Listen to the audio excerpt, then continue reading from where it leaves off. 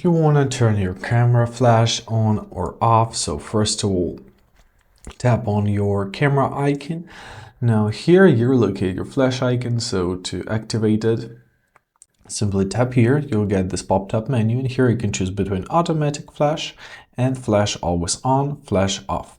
So first of all, let's start with flash always on. Tap on this mode, your flash will start glowing with the yellow color, and every time if you're gonna tap your photo, right, the flash works.